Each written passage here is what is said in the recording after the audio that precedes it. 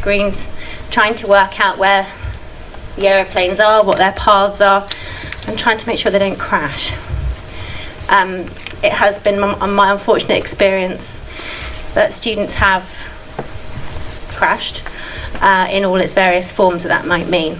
And if that's something that's going on in your community, I'm very happy to talk about that, because obviously within a boarding community, when one of your young people does die, that's really tough.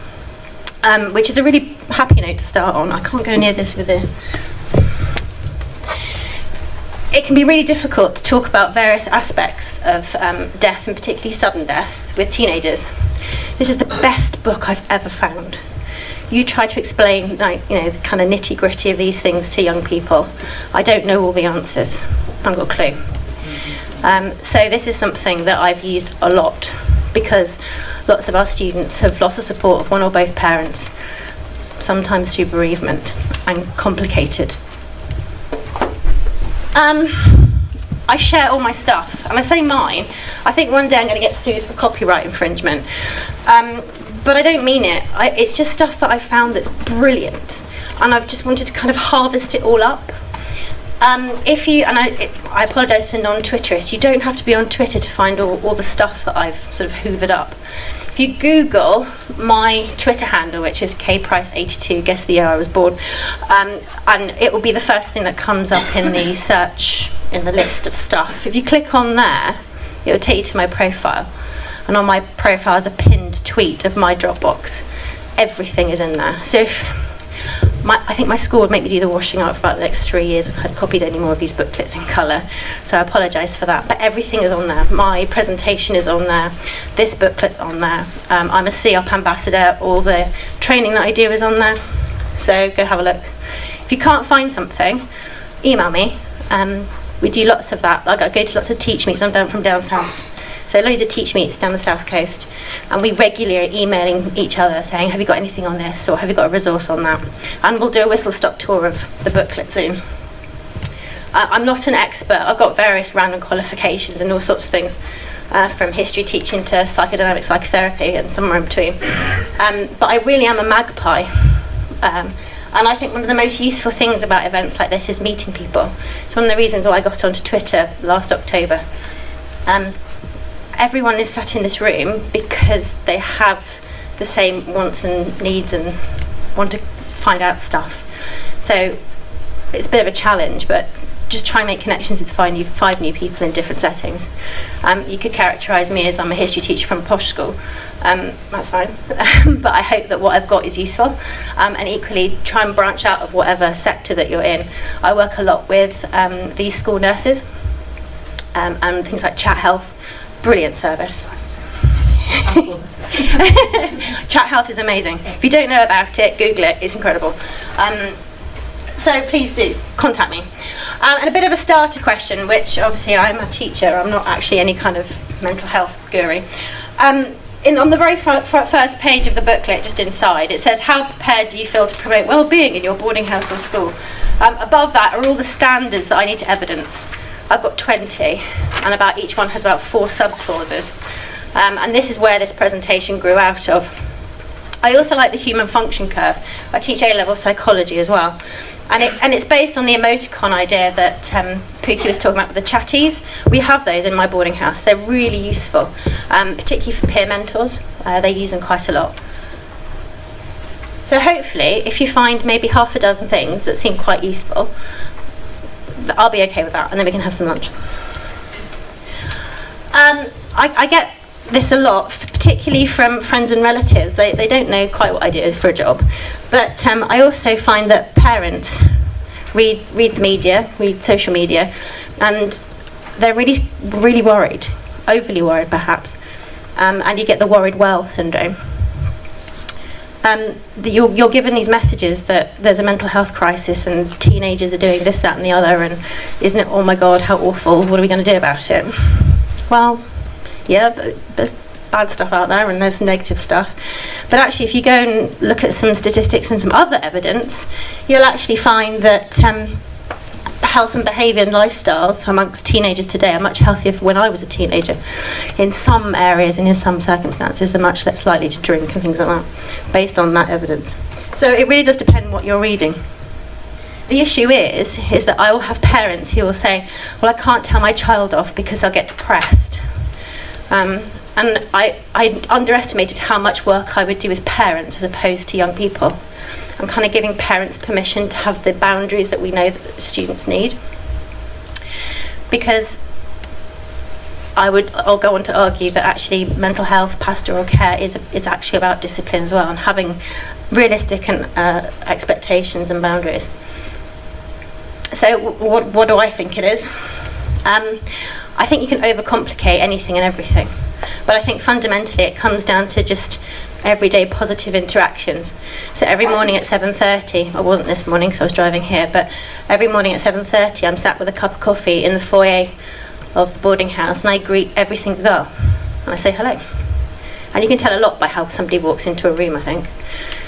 And that's their first experience of school. Their first experience of school is somebody smiling at them and saying, good morning, how was your weekend, or whatever it might be. We just had an X-out weekends where everyone was feeling pretty good yesterday. But it's listening, and it's the little things. I think we can get too bogged down in strategizing and leadership and management and lots of competing and conflicting sometimes evidence. Actually, it's just about being human, I think. I live with these girls. So, well, not all of them, because they have different boarding statuses. But they see me as me. And I'm quite honest with them, but to a point. I'm very clear about where that line is. They also have to be able to see me as somebody they can turn to when they're having a crisis. So they don't really want to see me having a crisis. Talking about feelings honestly and openly is fine. So, for example, my partner and I have been together for about 1.5 years. And that's quite an interesting experience when the poor man who has nothing to do with education was confronted with 58 girls at a Christmas party because they'd invited him. I mean, I salute him. But they see us, they see our relationship, and they ask questions, and they know when they've gone too far, because I'll just usually smile and tilt my head. But they want to they want to know, they want to understand. I've got a bit of a health warning. I don't deliberately set out to be controversial. I'm not an edu-Twitterist. But there are certain words that if I say them now to students, and I did an assembly on it actually to our whole school, if I say well-being, mindfulness or happiness, they just do this. Oh God, not again, really? Seriously? Yeah, okay, I'll do some colouring and I'll feel better, I get it. And actually the boys more so. I out there, if you have brilliant strategies for talking to and engaging teenage boys, please tell me.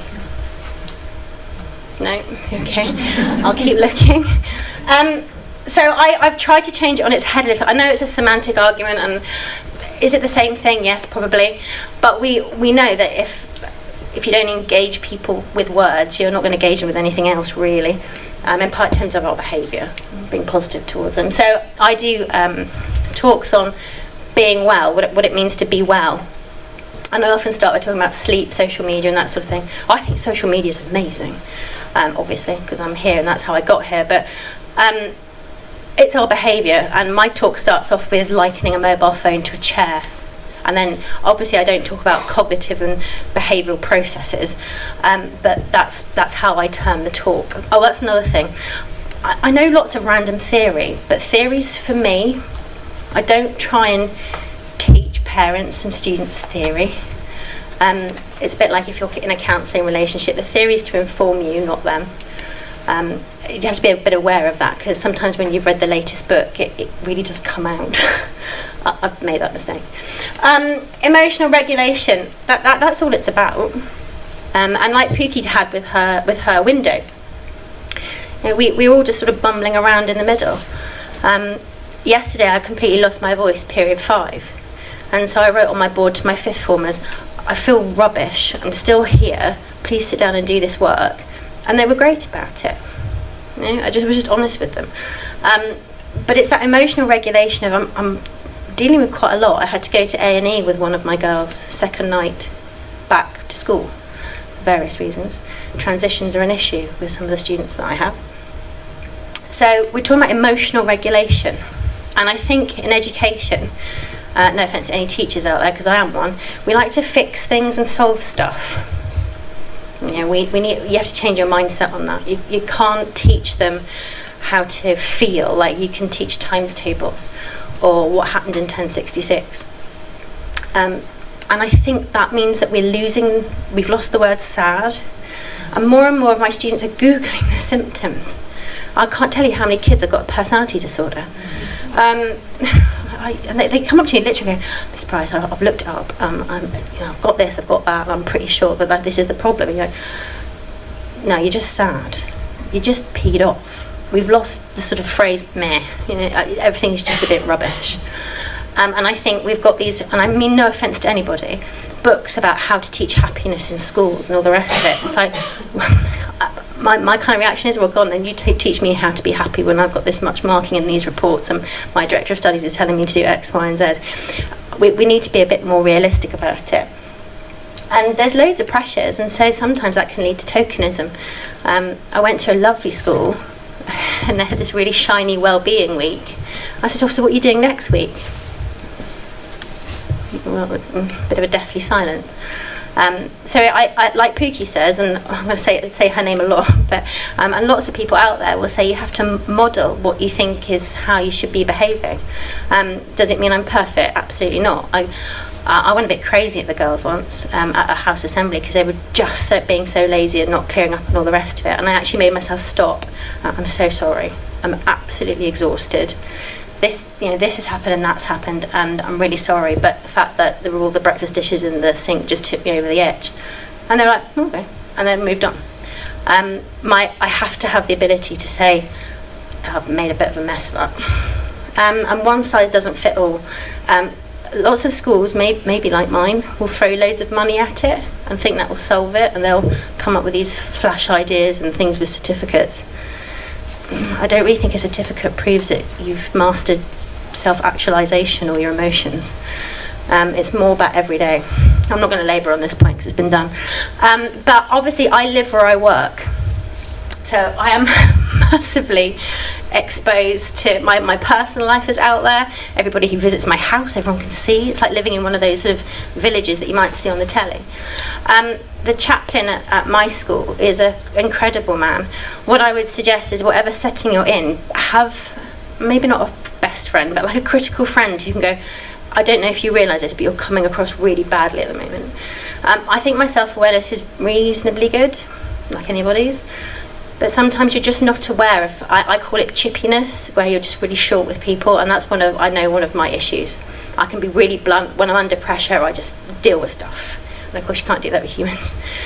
So he has permission to tell me to go away, or to shut up, or go and do something else, or leave this, move on.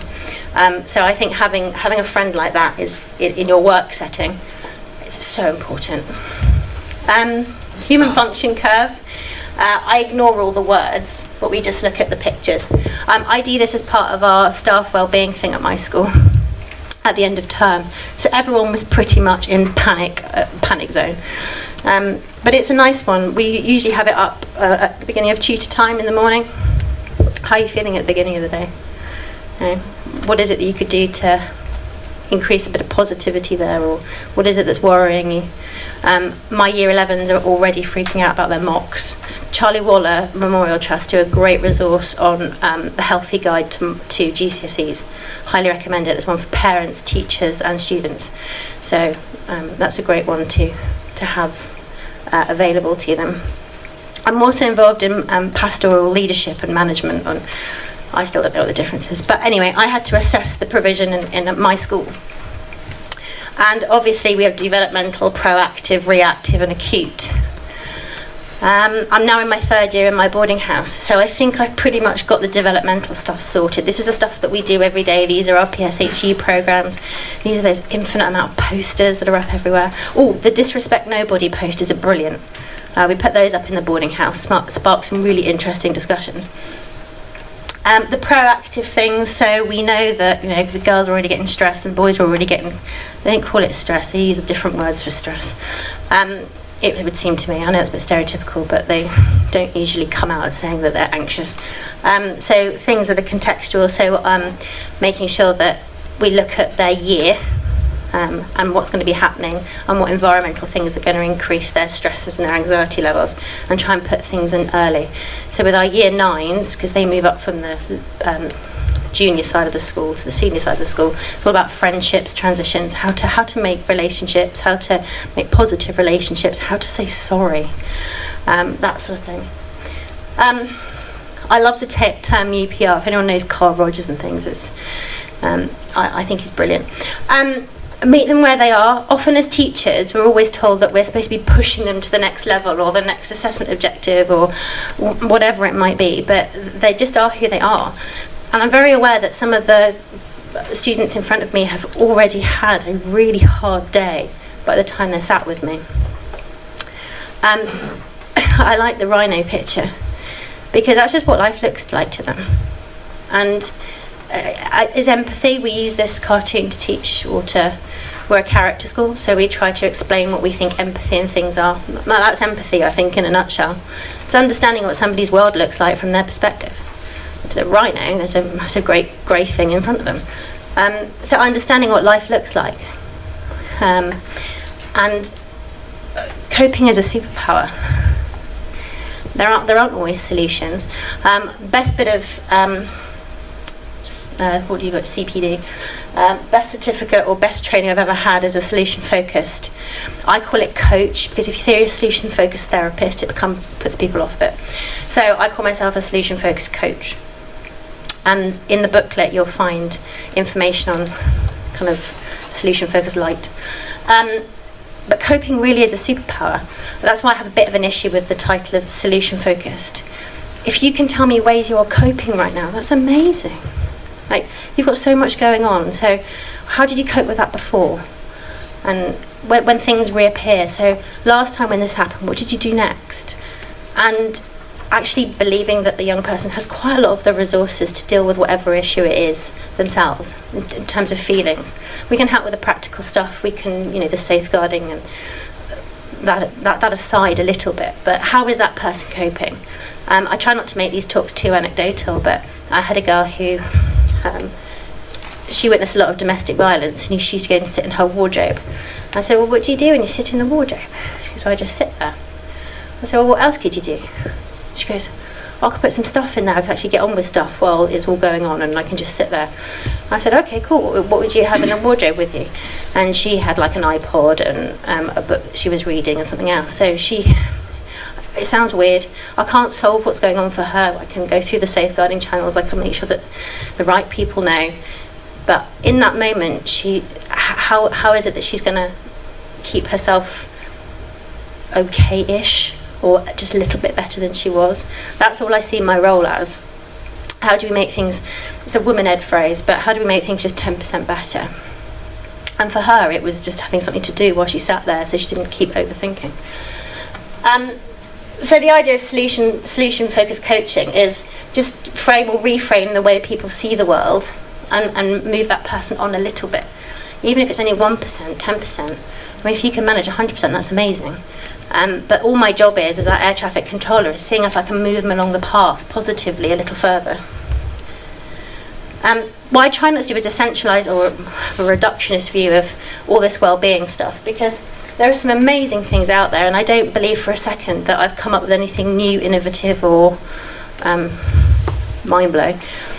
But there's so much, and this is what I've tried to do with the toolkit. I'm going to struggle now with holding everything. But what I've tried to do with this, is that well? Probably not. Is perhaps if we start from back to front randomly. I'm a huge fan of Blob Trees.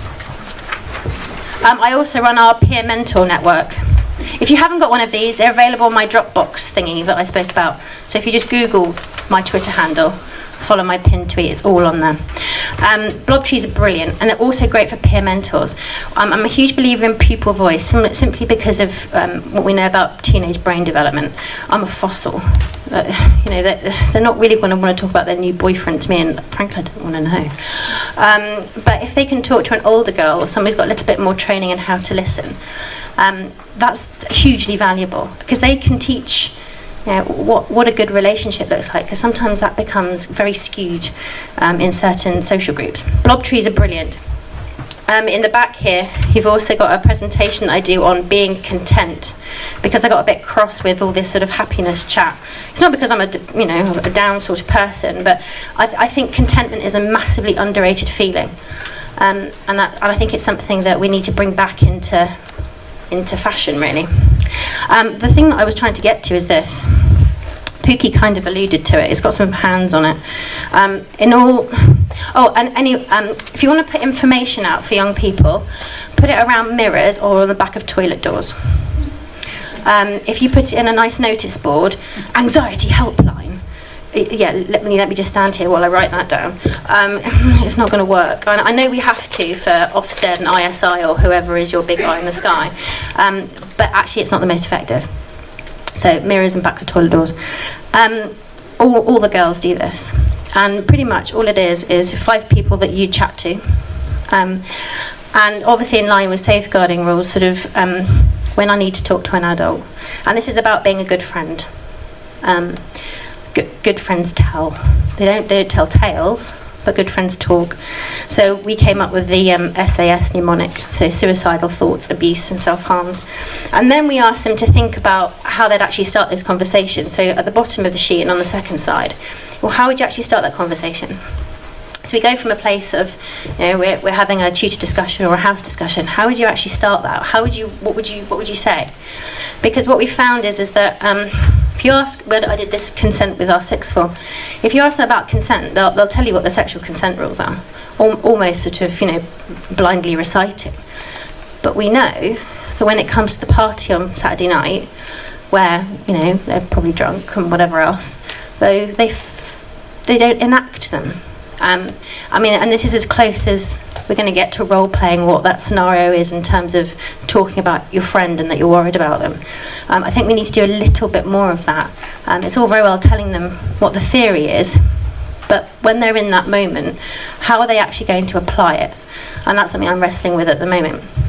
So with the consent rules, obviously there's only so far you can go with that kind of thing. But how are we going to get them to think about what those rules are in that moment, and apply them to themselves and to keep themselves safe? But anyway, this booklet is literally many years of collecting stuff. And you can browse through it at your leisure. I'm not going to sort of take you through every single little bit of it. But there are things that I've picked up. Coming from a sort of slightly psychological background, obviously there's the difference between biological and environmental. If you've got new year 7s into your school or into your service or wherever it is that you might work, get a room plan or a plan of your buildings or your site, and get them to say what happens there. Not like this is the lunch hall, so we have lunch. But if you, I think it's page 17, I got them to do it with my old school and their boarding house. Really fascinating what their environment looks like to them and different year groups. I had no idea until I did this that one of the common rooms was a no-go area after a certain time. Really fascinating to see what their environment actually looks like to them, because I can't assume and I don't know. But doing something fun like that, they don't really realise that they are giving me some golden nuggets of information I can do something with. So we put a stop to that. My favourite book in the world, and I know lots of people have reading book groups for young people. Have a parental book club. I don't suggest that they read the entire thing, but it's such a great book. There's another one, Don't Blame My Brain. I didn't buy it because of the title, but no offence to the person that wrote it. This is like science for non-scientists. I'm afraid I peaked in terms of science at GCSE. This is brilliant, and I have about 3 or 4 copies in the house, and the girls read it. If they get caught smoking, one of the punishments is they have to read the chapter in here. If they get caught doing things they shouldn't be on impulse, they have to read a chapter out of here. And it's actually quite interesting, the conversation you then have afterwards about why they think they did what they did.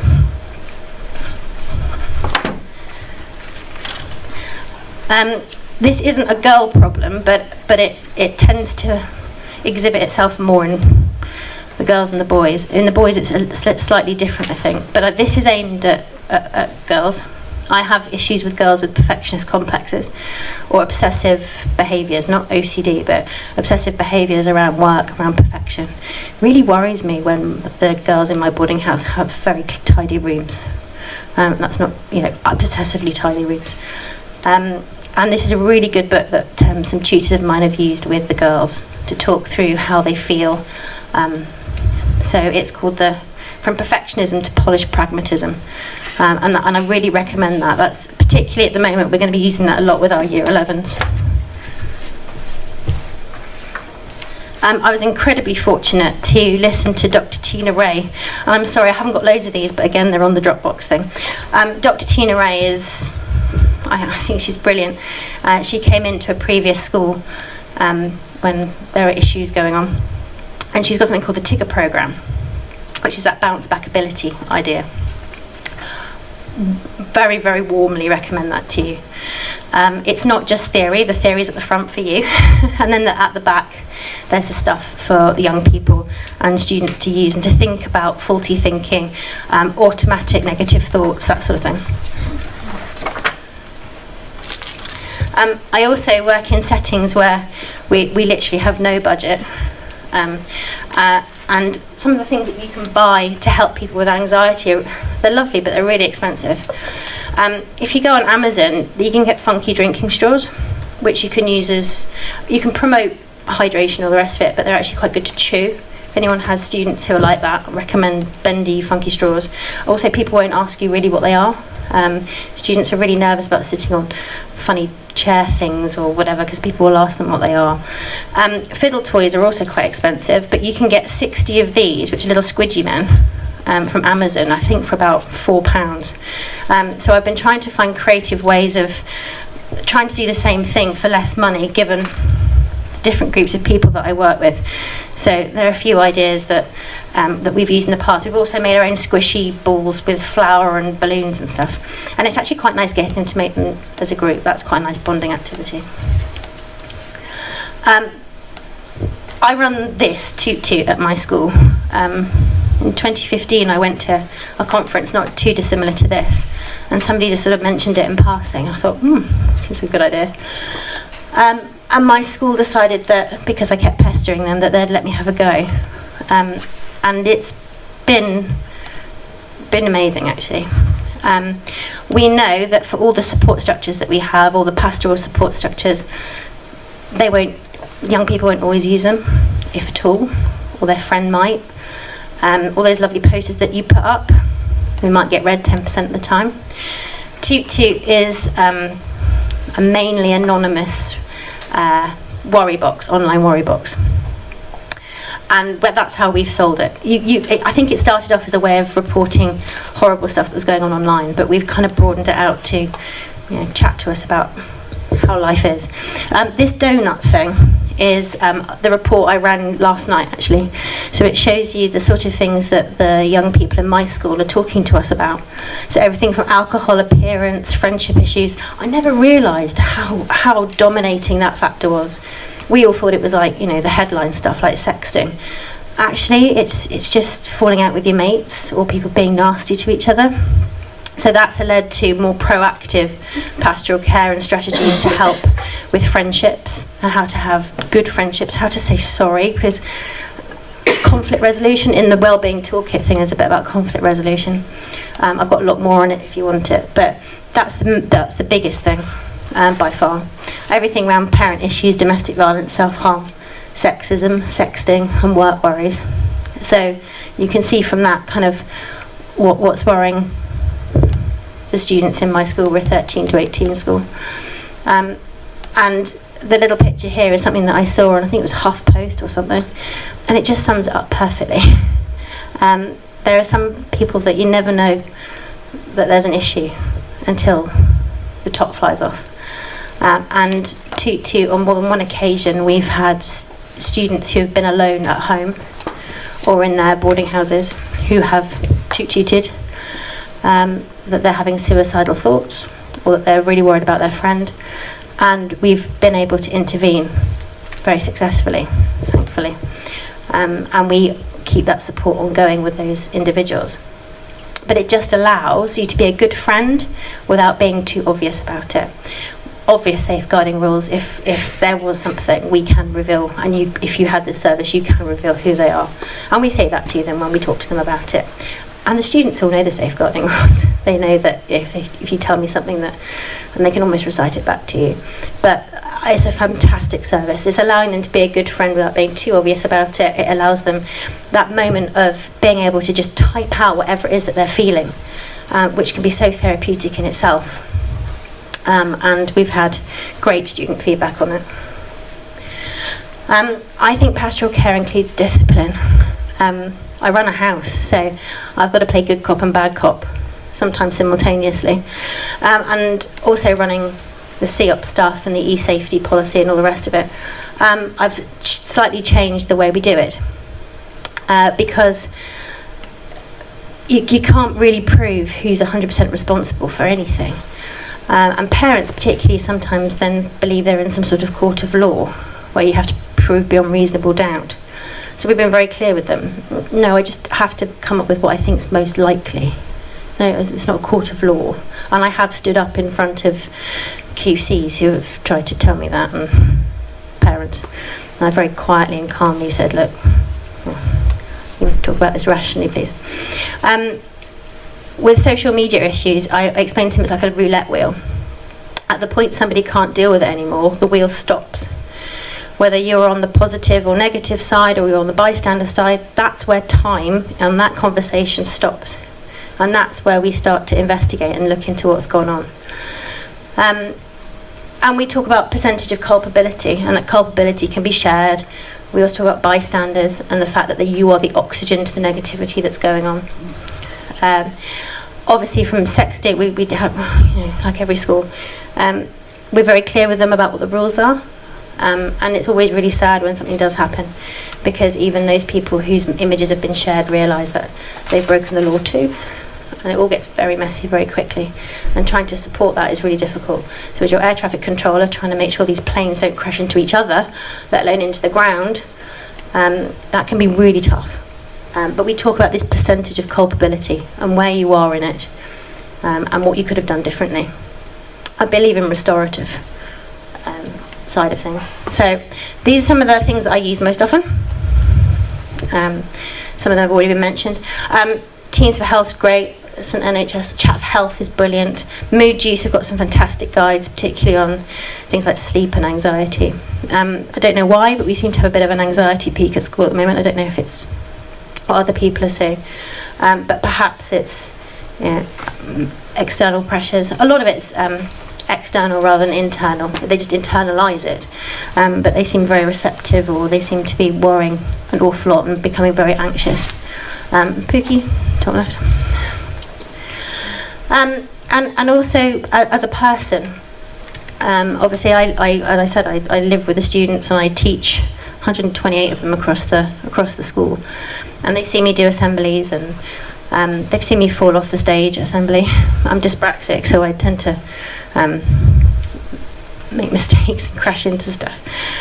So I don't mind role modelling mistakes. I role model mistakes nearly every day because I'm dyslexic and can't spell, and my classes are really used now to correcting my spelling on worksheets. But they know that fundamentally that I'm doing it to help them, and that's all okay. Glorification of busy. I don't know what work setting that you're in, but I sit in meetings with other colleagues and I get really worried about them. Go out, do something different.